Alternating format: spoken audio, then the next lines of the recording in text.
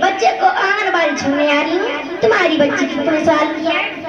बहन 3 वर्ष की। तो उसे आंगनबाड़ी क्यों नहीं भेजती? ठीक है, कल से भेज दूंगी।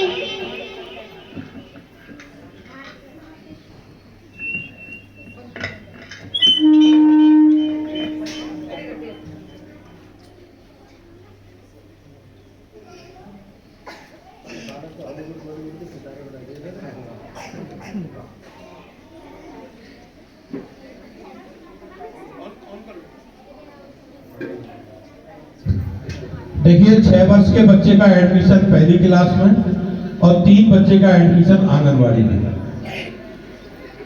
अरे भाई, तुम पढ़ते क्यों नहीं? सारा दिन मटर गश्ती करते रहते हो। पढ़ना लिखना है सर दर्दी हमें ना भाई, ये सर दर्दी। और तुम्हारी क्या राय है? जब बिना पढ़े लिखे हो कहाँ फिर क्यों नहीं सर दर्दी? देखो देखो, ये तो पढ़ना नहीं चाहते हैं। ज्ञान का प्रकाश को ये ढूंढना नहीं चाहते हैं। हाँ, ये ढूंढना नहीं चाहते